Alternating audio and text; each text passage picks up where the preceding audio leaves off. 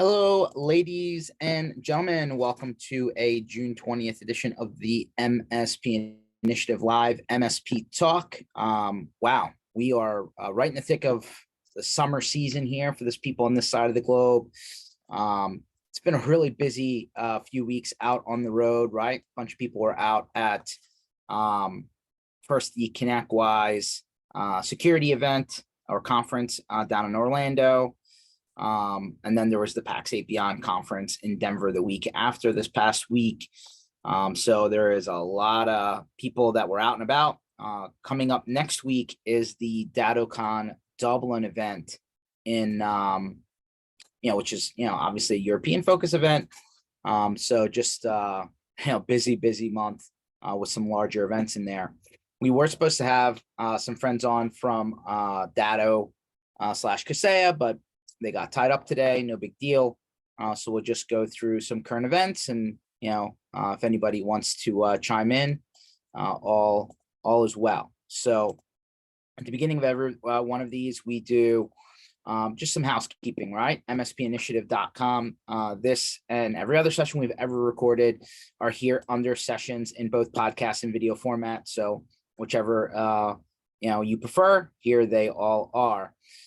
We have our MSP Community Minds event coming up in Denver, August 14th and 15th.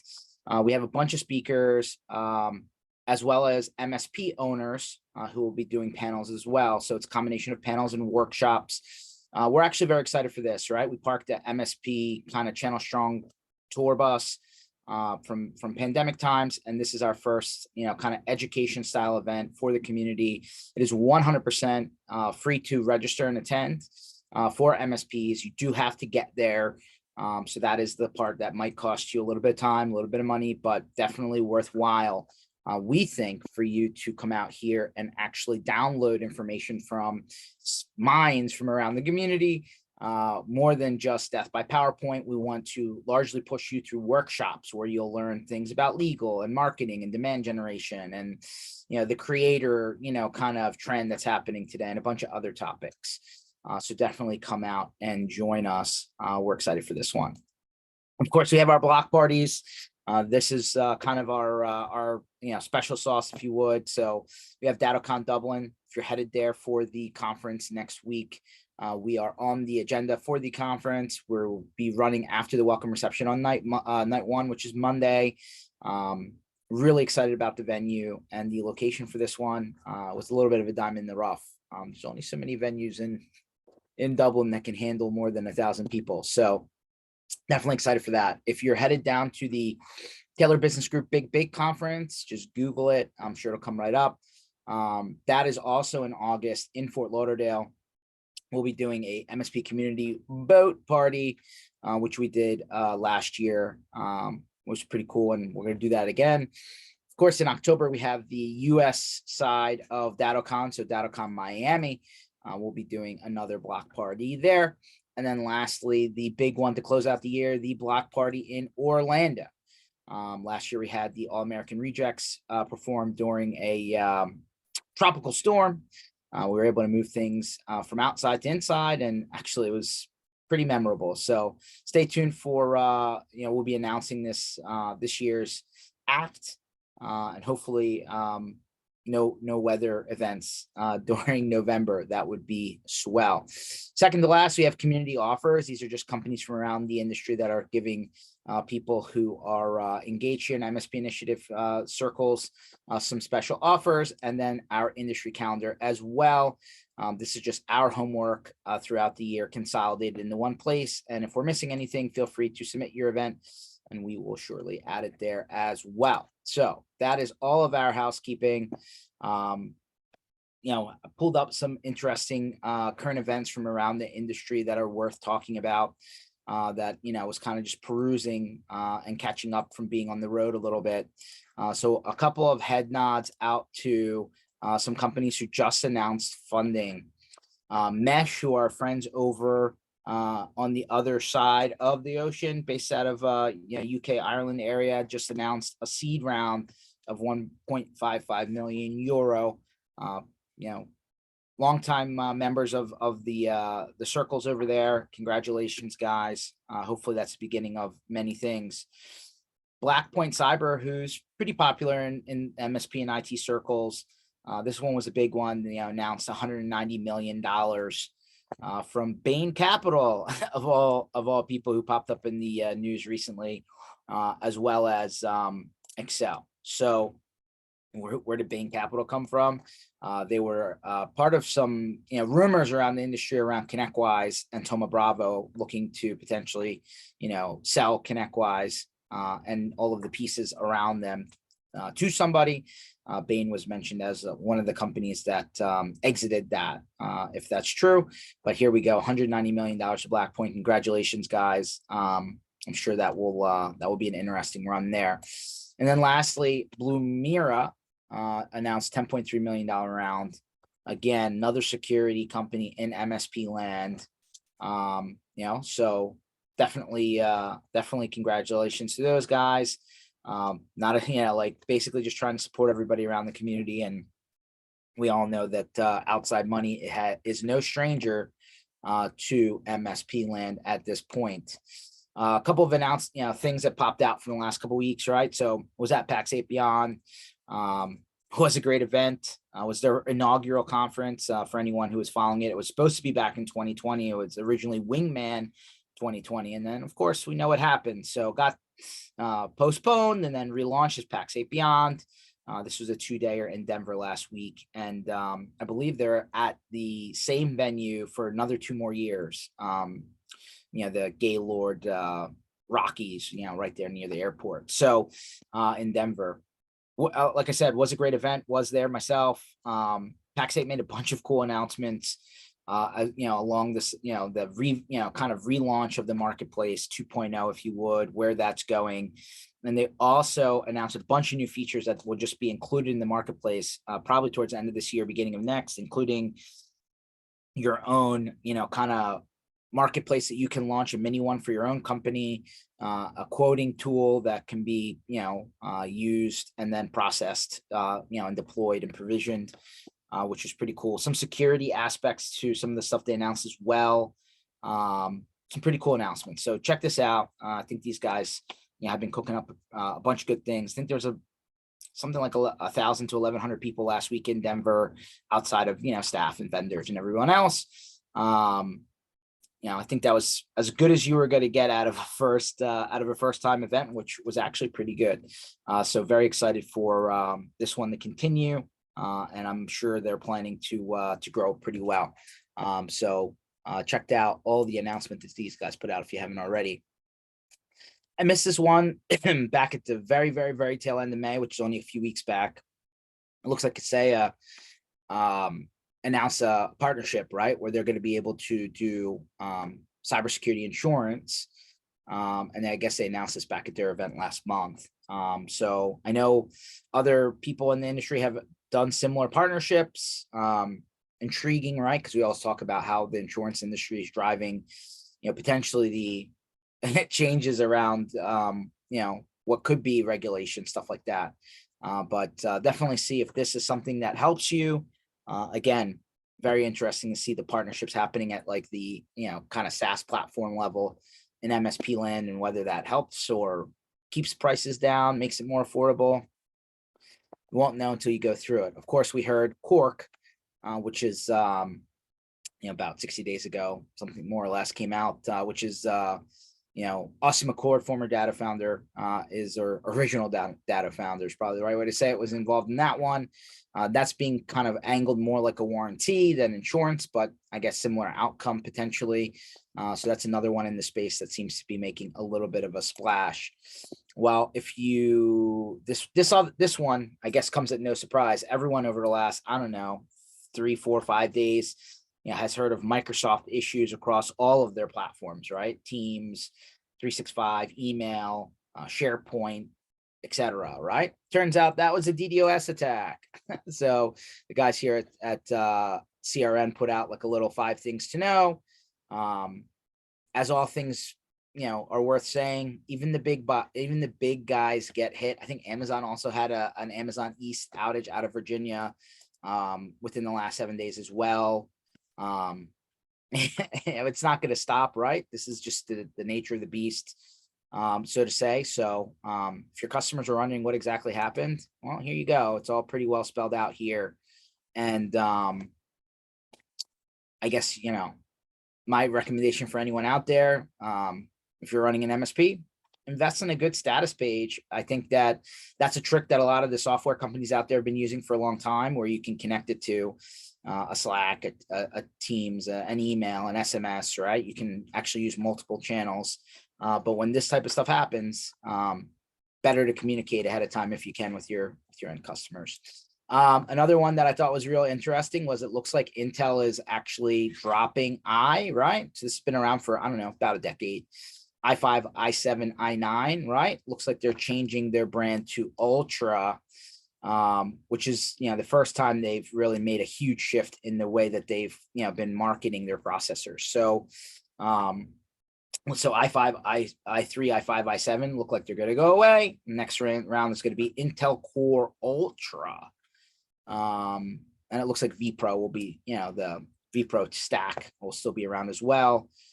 So that'll be interesting, right? As marketing obviously changes things, and it's probably, somebody in marketing is like, oh, it's time to finally change this. Okay. So definitely dig into what the new, where these line up, right? I'm sure there will be comparison documents on how the i processors will line up with the Ultra processors. But it definitely will start to pop up. All right. So better to be able to understand what that is ahead of time, so that as you're buying and quoting, and ultimately your end customers are doing the retail stuff for their home computers, exactly what is coming down the line. Second to last, thought this one was very interesting. I missed this in May as I was going through the feeds. So 15 Canadian MSPs are becoming one MSP. And I was like, wow.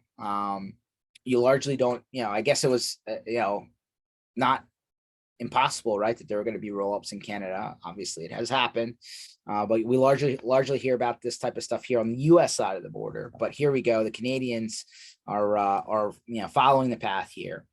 So MSP Corp, is basically the 10 MSPs rolled up into one.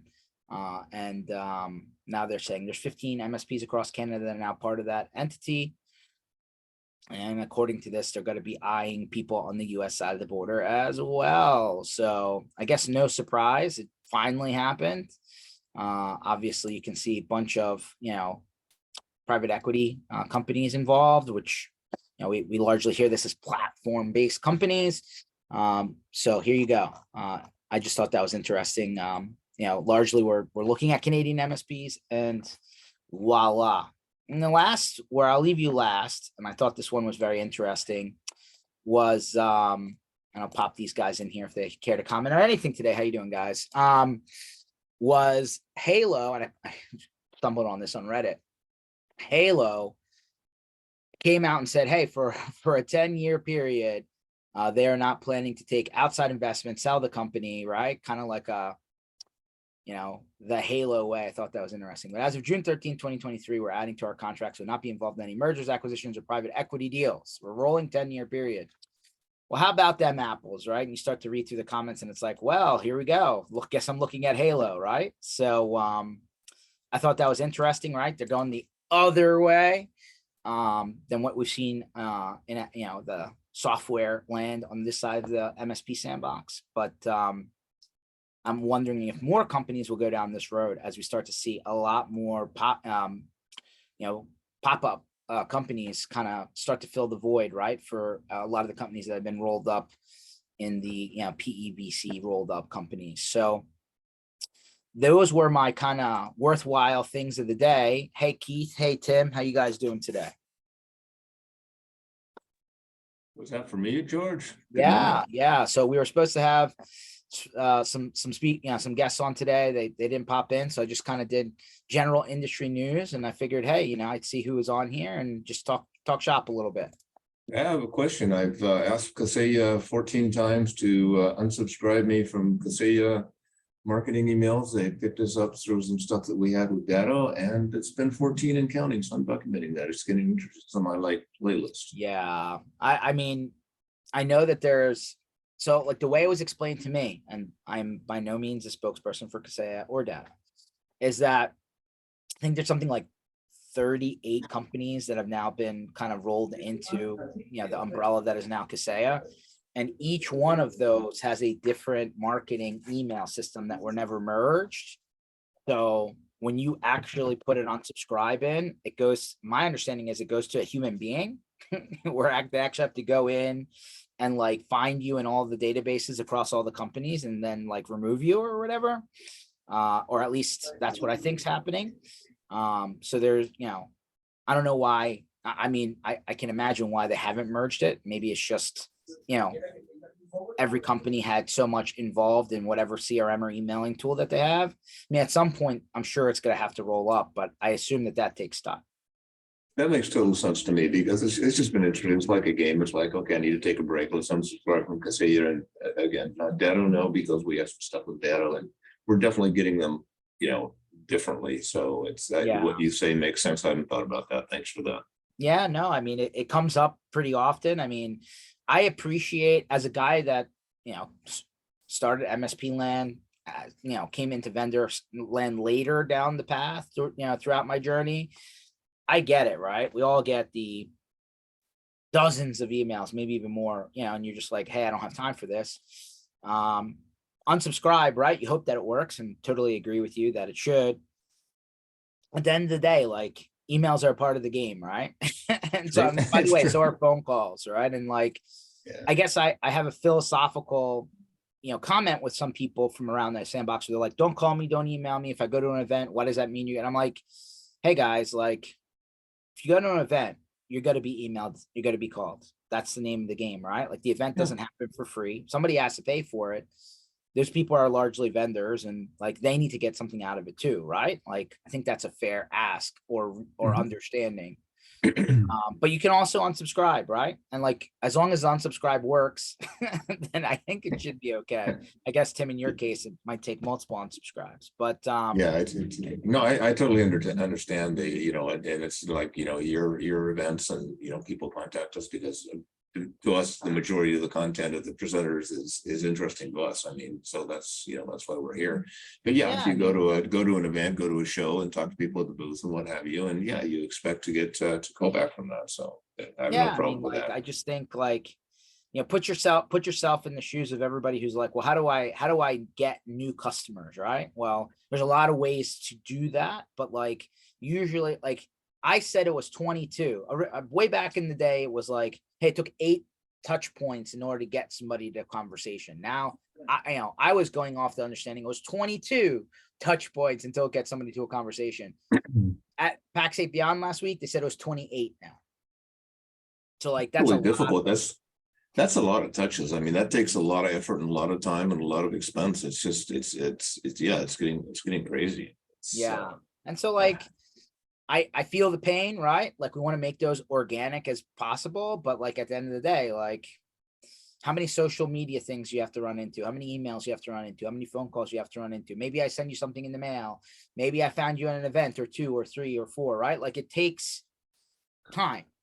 And then at some point you're like, oh yeah, I can use that now. Let's go have that conversation. Yeah, but as an MSP, I mean, how many channels, as a small MSP, how many channels can you actually update and maintain and, control the touches and what have you without having a sales staff? And then you have to have, 2 or 3 people in sales staff, or else you outsource it. A lot of the stuff that, the calls that we get from outsourced call centers and what have you are like, seriously, dude. So I don't know. It's tough for us little ones because, just implementing your sales process and keeping it going, keeping it under control is it's probably our number one issue.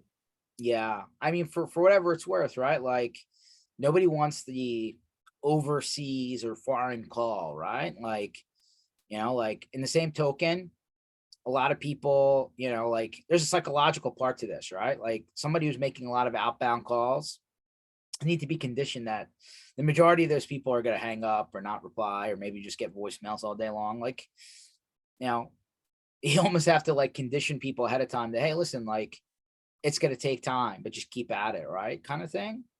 But there also needs to be a, hey, like, if people tell you to not interested, can you remove me? Then that's okay too, right? Like Yeah.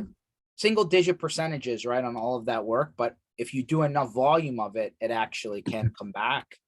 There is the other side of the equation, right? Which is like education based marketing, right? Where it's like, hey, I want to provide you value so that number one, I'm teaching you something. And then in the, if somewhere down the line that turns into, oh, I should go back and talk to that company because now I have a need. Awesome. Right. And like, but on the other side of the equation, it takes a lot of those things in order to, and time, right, in order for that to matriculate. So how many pieces of content are you creating per week, per month, per quarter? And then like, are you in a position where you're getting in front of people and presenting that, right? And like, what is the strategy, right? Because again, 28 touch points. So it can be done, right? But there needs to be focus. From a beach in Tahiti. Yeah, that sounds good. Although your San Diego area usually is pretty nice too. Yeah, can't complain. Yeah, I know some people do though. Yeah. And then of course you got Keith Nelson, who's a little bit further up the highway from you. How you doing, Keith? How's the fish? Good. You know that my only complaint was vendors calling. Yeah. I have a couple. First of all, they can call. That's their job. I get it. They pay for things. I get that too. You remember, I'm the one that says vendors aren't supposed to buy you dinner and lunch and drinks. We're in this business together. What irritates me is like, I have one that's just doing it now. He's called. Finally, he goes, you never take my call. I go, I don't have a single message from you. He goes, oh, I haven't left any messages. And I go, do you know the blank phone call goes on spam? I said, that's why you're never going to get a call. I go, when someone calls and doesn't leave a message or a voicemail, or the other one is, I have people call me and say, oh, my boss wants to talk to you, hold on. I'm going like, if I'm not at that level, don't call me.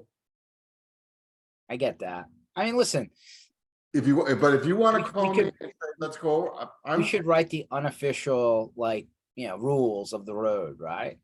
Where it's like, this is the best way to do things in order to get a good outcome, right? Yeah, make an appointment. We'll sit down. I'll budget out certain time and I'll listen to your sales call. But the odds of someone just picking up the call, just calling up and saying, do you have 20 minutes now for me to present your stuff? I go, probably never. I wouldn't expect in the moment you're going to catch someone, but like, what happens, Keith, if you call and you don't email, or if you email and you don't call, like it's a combination of both things that ultimately get you to a connection, right? And sometimes it takes several of those, right? Back to the 28 touch points. Although I don't suspect that somebody would call you 28 times. Usually it's going to be a combination of different channels. But I mean, listen, having, being on both sides now, having experienced it on the left and then now on the right, like I appreciate everybody's point of view on it. I just want to make it a little bit more understandable, right? Like people get really, really, really into it. And then, they get into the complaint cycle and it's like, dude, like, I get it. You don't like that way. That's cool. Not everybody's going to be on the same page, but you can definitely approach it, a little less crazily. That's my opinion. But how was IT Nation secure, Keith? I know you're out there. Yeah, I was there. It was good. Good. I'm not one of these industry guys that gets to all the events because I'm not one of the big players. I mean, there's guys that are all over it I don't know how they do it. I mean, especially, I understand how vendors do it. I should rephrase that. I don't know how some of these MSPs keep going from event to event to event. And then you're talking to them and they're going like, oh yeah, I just broke 1 million. I go, because you never work? I know that's harsh, but I don't know how they do it, honestly. Well, I think before I went into vendor lands as an MSP, like, how are you keeping up with the changes, right? Like technology is pretty fast moving business. There's constant evolution to things. Like I'm a hands-on in-person guy. I know that's old school these days, but like, that's how I learned, right? Even back in, school days. So like if I would pick 4 to 6 events a year, right? I know that sounds a lot, right? Because can you spend that much time out of the office as an MSP? But if I were to pick 4 to 6 events a year where I'm like, these are the events I'm going to just understand what is now at the bleeding edge, right? What's coming down the pipeline so that I can be ahead of the curve and waiting for things to just be, kind of just every day, right? I think it's important to stay ahead of things. And like, I guess some people read magazines. I guess some people do a lot of YouTube and industry, whatever, websites, blogs, RSS feeds. But I feel like if I talk to somebody, I usually retain that, right? Yeah. Better at least. And that's how I know. 1 a quarter for an MSP. Yeah, 4. So 4 to 6, right? Yeah, so Yeah, 4 I mean, quarter sounds reasonable, right? and usually something like a couple of them are more social than like the ASCII Cup, that's more social for me. Yeah. I'm not saying that to put down their event, they're good people, but Yeah. that's more of like a social end of the year holiday, usually timing thing. Yeah. But I was talking to one other MSP and he was going to be out of his office like 3 weeks in the entire month. I mean, can you still function? Like, obviously at this point, I hope that MSP has a really good team and it's on autopilot. I hope, but I think don't know, we were in that is the- a lot of time to be out for 1 month.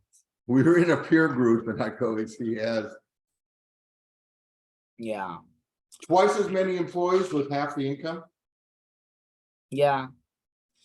I mean, So- listen, I think there needs to be balance. Don't get me Yeah. wrong, but yeah, I do think people need to stay up on the technology. I think it changes. And like, if you're too far behind by the time it gets to you, right? Like what else new is coming down the line, right? All this AI stuff is brand spanking new at this point, but like, how does that, maybe it's too new, or maybe people want to wait and see what happens, but like, it does change how you go to market. It does change how you operate your day-to-day business, right? And like, every year people evaluate what their bundle of products and services, goes to their customer. I hope at least it's happening on an annual. And how do you even know what's happening unless you're getting emails and phone calls?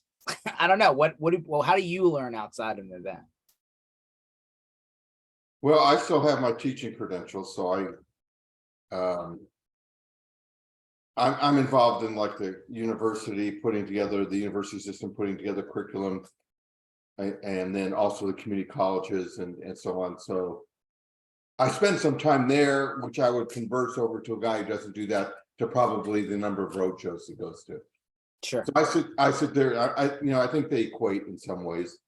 Ours are probably more compressed and less social, less fun. We probably do.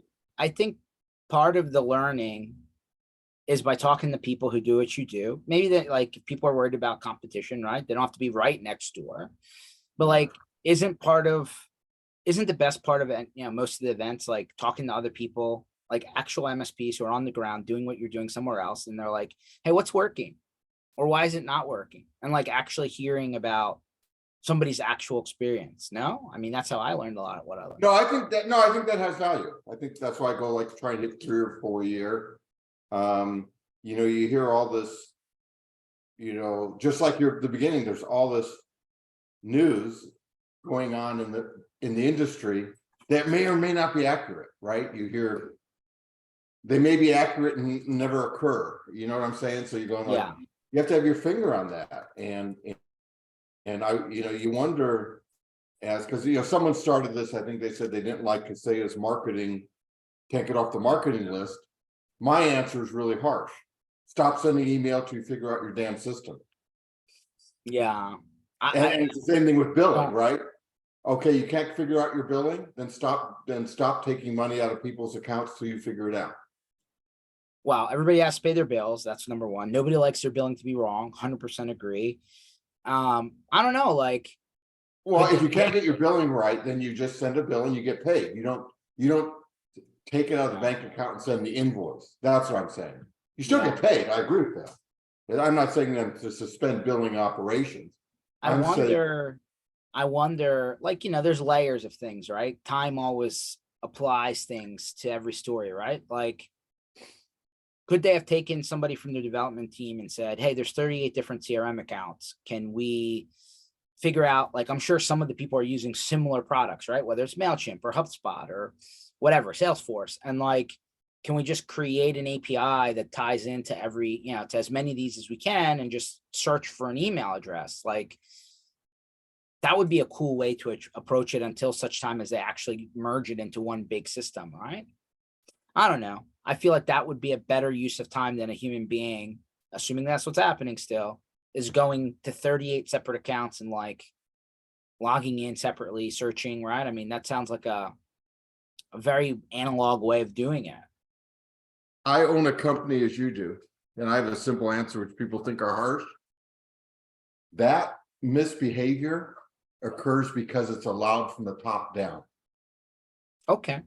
That's the culture you're going like.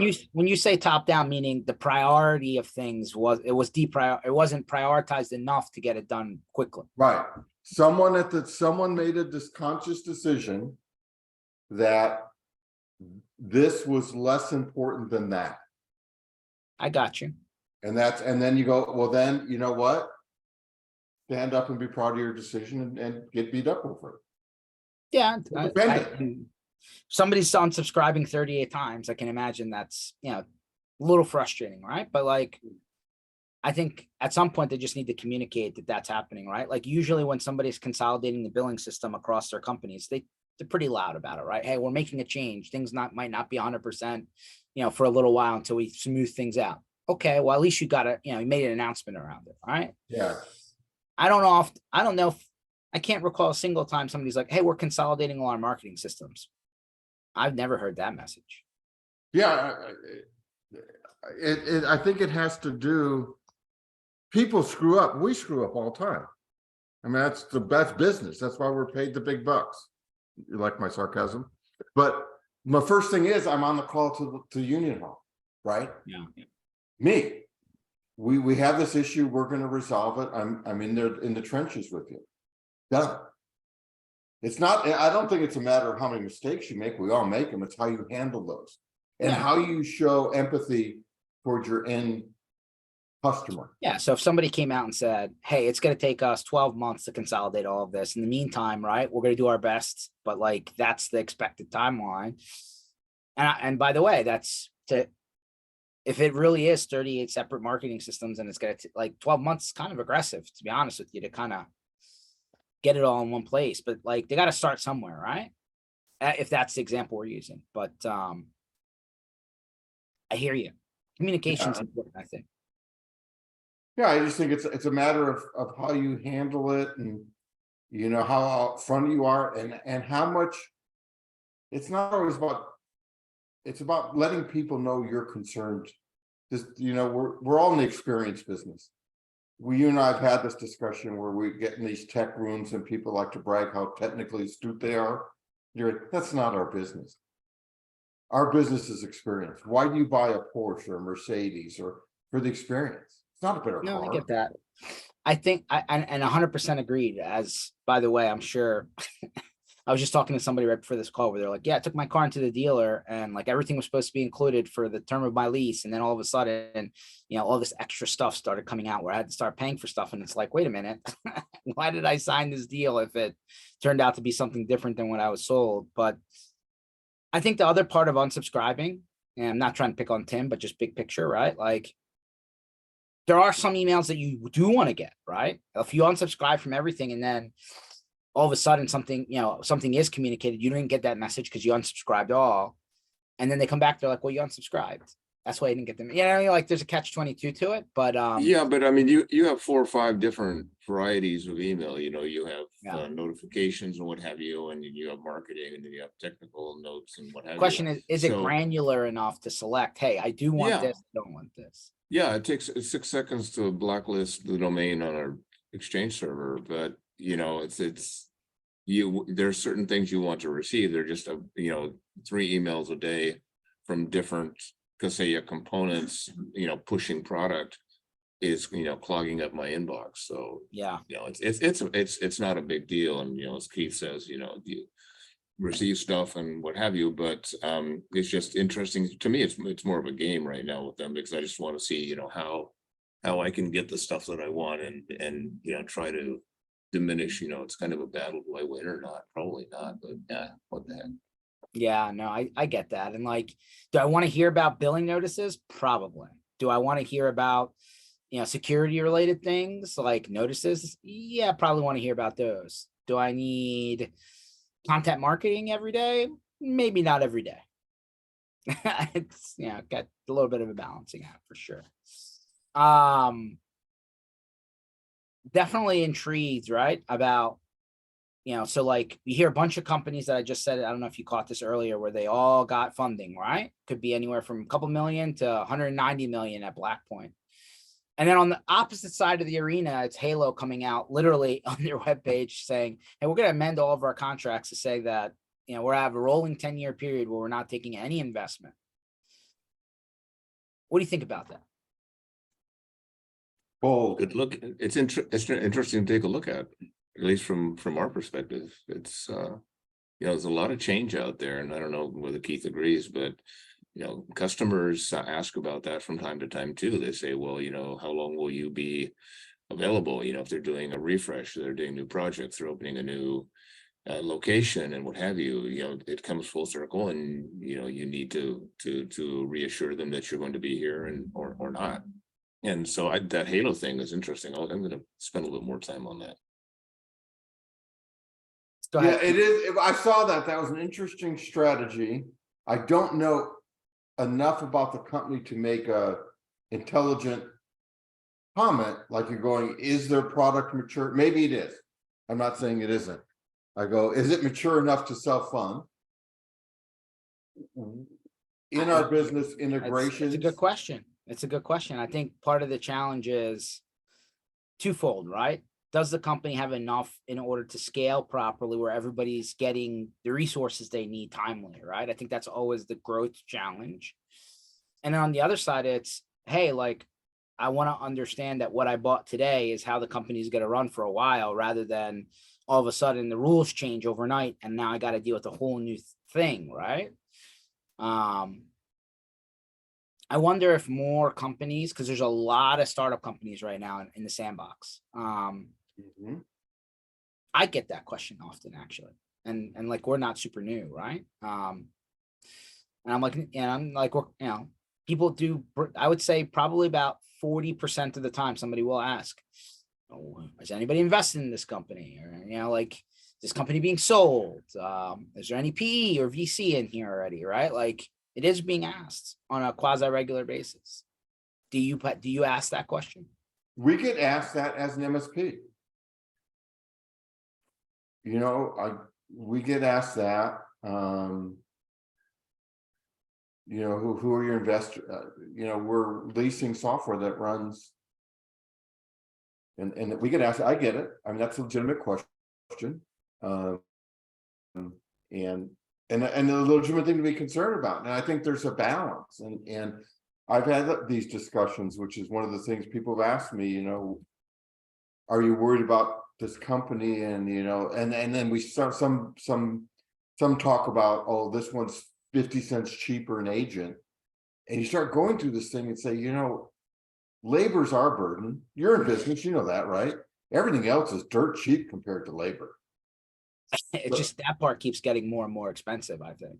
So as you look at these products, and one of the things at least I look at is,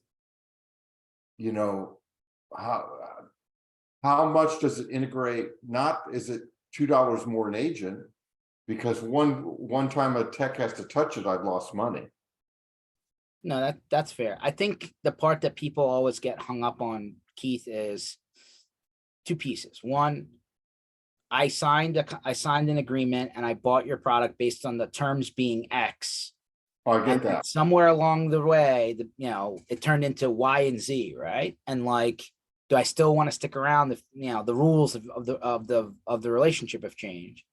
And then number two, it's, am I still going to be able to get access to the help that I need if and when, right? Like, I would say that the number one complaint of any company that has taken, that type of investment is we largely see support become a little bit more difficult to get a hold of timely. We largely see, features and roadmap like kind of stall out a little bit, but then like we do get more emails, no more phone calls, and more sales, right? So I don't think anyone's going to argue that that's largely the blueprint when that type of investment comes in, right? Yeah, my concern, and everyone has different ones, and I get it. You know, one of them is you sign on for a 2 or 3 year contract, and it seems pretty unilateral. Like, I'd like that to say that I'm going to get new, releases every 3 months. That I'm gonna this. You're going. It is very unilateral, and that was one of the interesting appeals of a PAX 8, who becomes kind of a distributor and in between, because there's an interesting component there. If I sign up and all of a sudden I'm signed up for the shiny new whatever you sold me at your trade show, and all of a sudden next week you're gone, your staff, everyone I develop a relationship with is gone, and you're going like, wait a minute, what do I got? And so I think I understand. I very much understand MSPs having that reservation. Or what would you sign a 10-year contract? No, we What amend is ours. that's fair. That's fair. What is the most you would reasonably agree to? 3. Okay. You agree with that, Keith? I know you're getting forced into it. I did a 3 with a lot of contingencies that they accepted. So wait a minute. Somebody said you had to sign a 3, and you were able to redline and put stuff into the agreement that wasn't native. That wasn't. Yes. Mm. One of them being, if your company is blacklisted by the federal government, which one of the big vendors was because of the way they handled the breach, we're out because we can't use you anymore. And then it was to keep up with some standards, and so they said, sometimes I think they're just looking at fluff. I don't want to be negative. They're looking at fluff to put together something that sells to investors. Sure. And it's and I relate it to the old mortgage crisis. Oh, I got this bundle of mortgages on this back, and no one looked at them. I think that a lot the same with the contracts.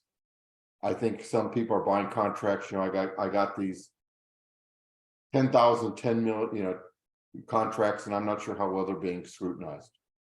Yeah, no, that's fair. I mean, I would say that the larger, bigger spend guys probably are a little bit more successful with making amendments to the stock agreement.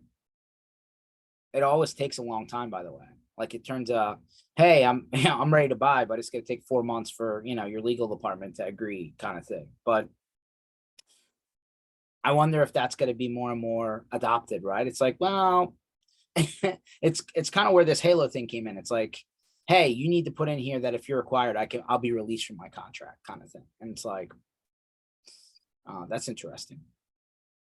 I always wonder, and I'd always like to have an off the cuff discussion with Brad, even though he couldn't commit because lawyers can't guarantee. Going like, what if a vendor had some real service anomalies, and there was like we're just suing you for default. You agreed to do backups that were online all the time, and your portal's down 10 times a day, or whatever it becomes, an excessive outage. Well, I mean, like, you saw again, Amazon went down last week, I believe, and it took a lot of companies down, including some that we've just referenced in this call. And it's like, what are they going to do? I guess they could do something different, right? They could have multiple data centers and replication, but of course that comes at a cost. Do they come back and offer that to people? I don't know. Like, these are the questions that are worth having. But at the end of the day, right? Some people put in their agreement, best effort. Like, I don't control the Amazons and the Azures and the Googles. I expect them to do their job, and we're on top of that, right? Like, is that good enough for you? Well, yeah, I wouldn't hold them on that, but I think there's a lot of times we see companies just offering bad service and bad follow-up, and you're going like, that would be interesting to see if that's a breachable offense. Might be something that you actually have to put into it on your side, right? Yeah, Usually, like back to the whole, hey, had a lot of contingencies. Okay. Maybe that's something that you put in there. Yeah, at the end of the day, I think maybe this is again an old school thought. It's like, hey, if you continue doing a good job, I'll continue paying my bill and use your solution, right? Like at some point, if it's not working, you're not going to keep, breaking down on the side of the road. You're going to get another car. yeah, exactly. At some point, you're right. You got to provide service. You got to provide value. Yeah, 100. And I don't know what that breaking point is, right? Because like my power went out the other day. I guess I don't have a lot of options on power companies, but like I was actually telling somebody a couple weeks ago, I was like, I have a transformer like on the block and it broke a couple years ago. They replaced it. It's been pretty good ever since. And then all of a sudden, I was in the middle of doing something over the weekend. I was like mid typing and I was like, oh, wonderful.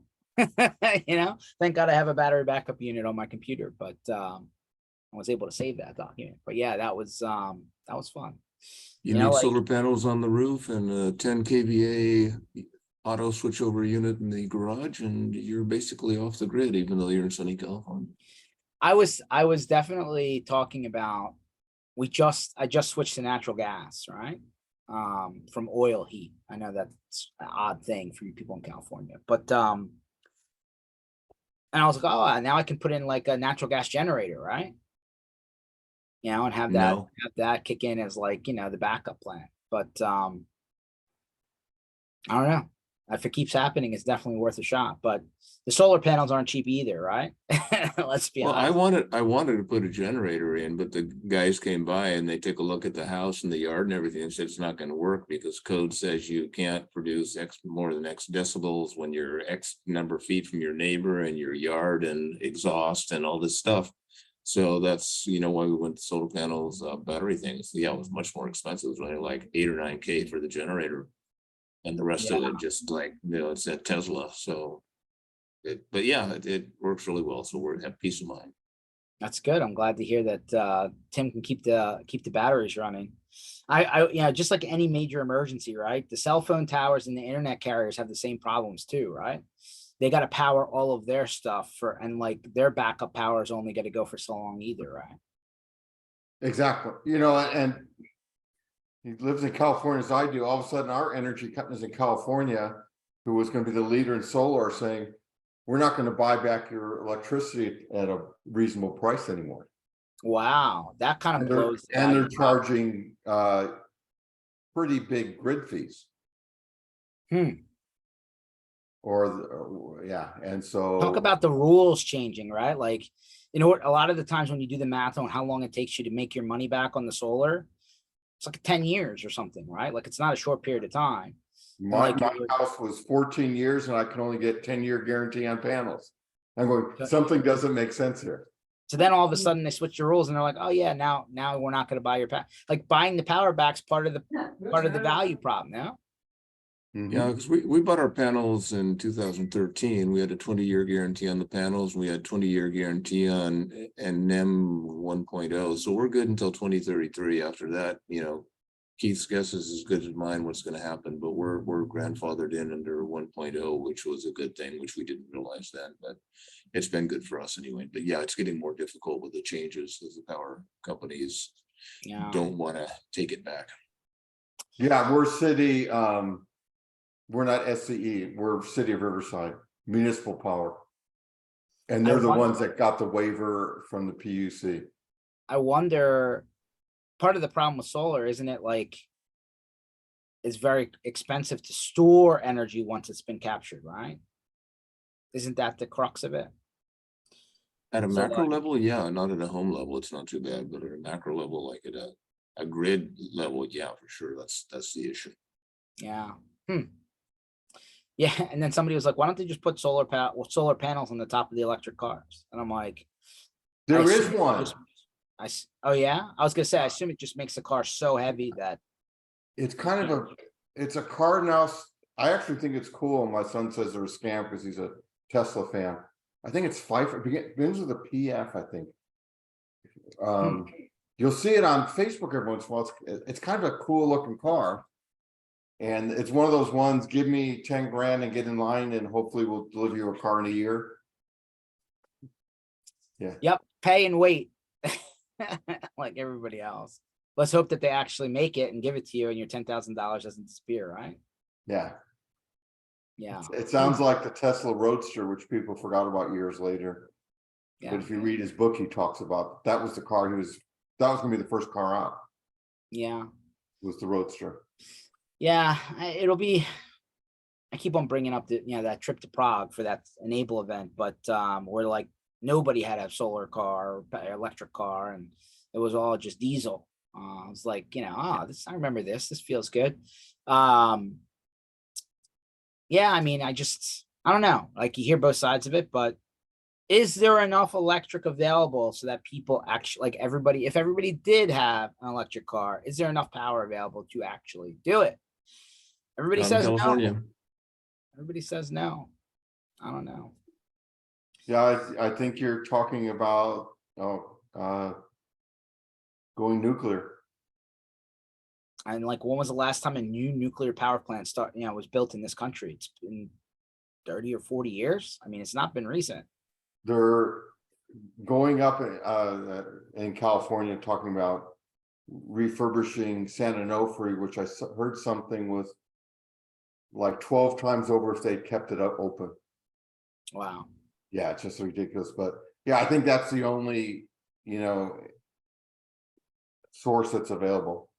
Yeah. If you're going to oppose clean gas and clean coal, or if you don't even think it really exists, whatever your thought is on that.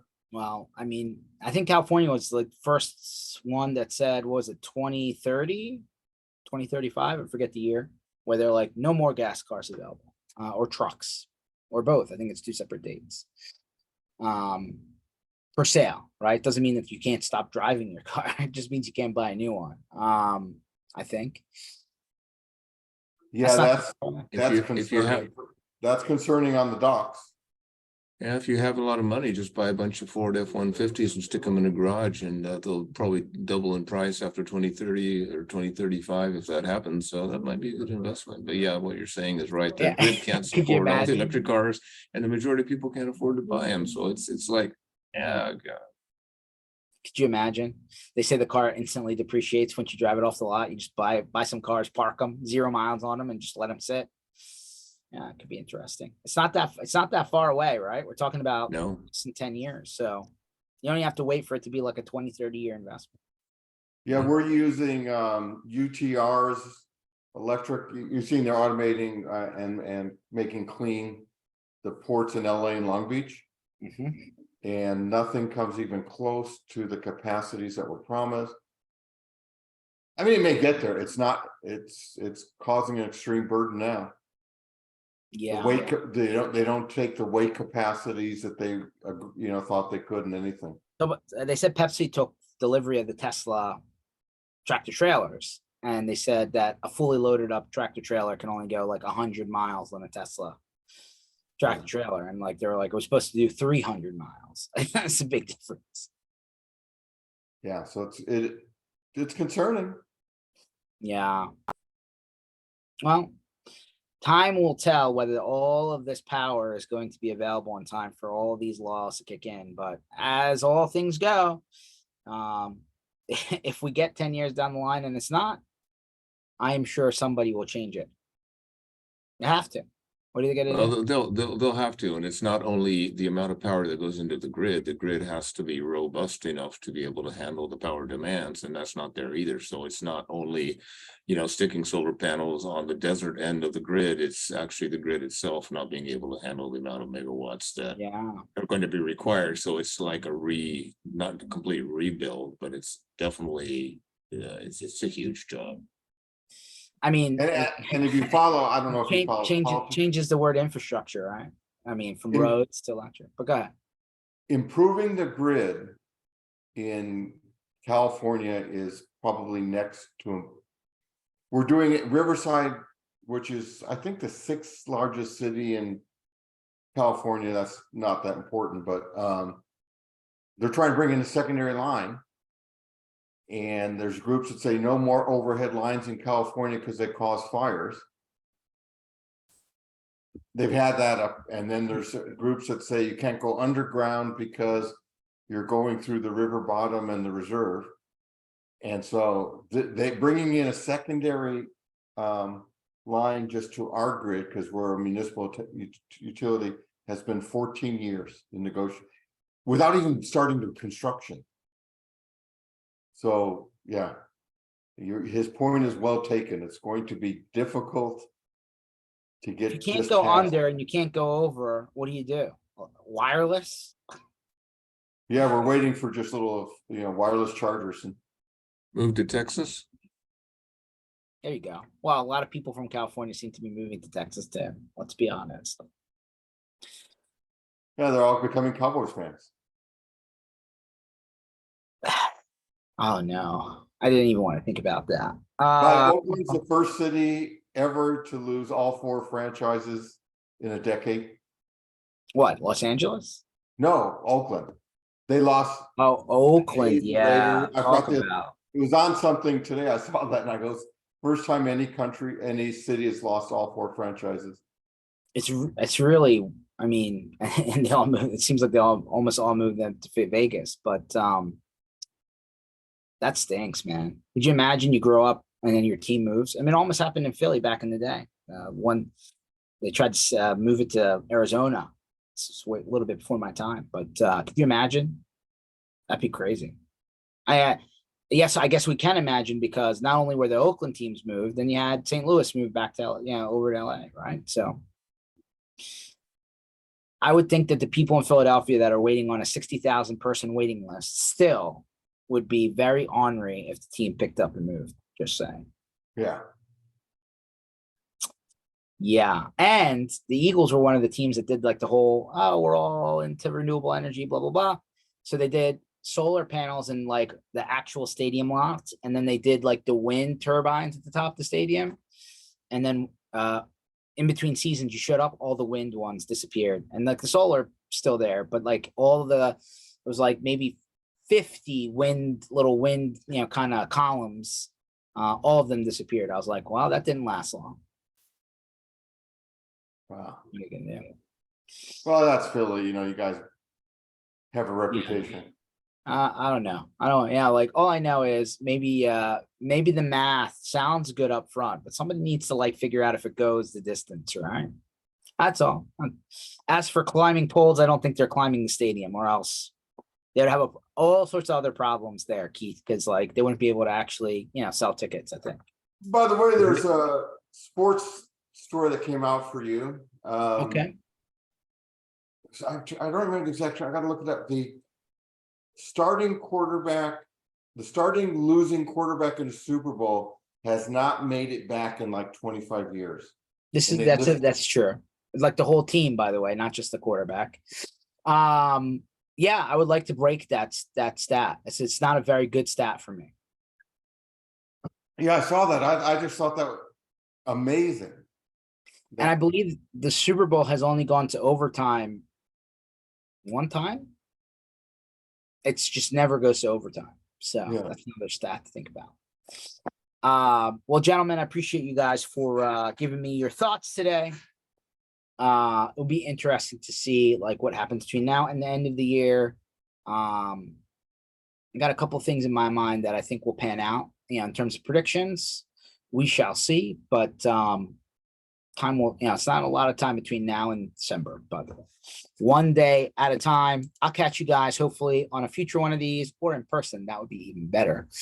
And by the way, Keith Nelson, if you wanted time to actually talk to Brad Gross for an extended period of time, he will be at MSP Community Minds in Denver, August 14th and 15th. So if you're not doing anything, you can surely catch him there.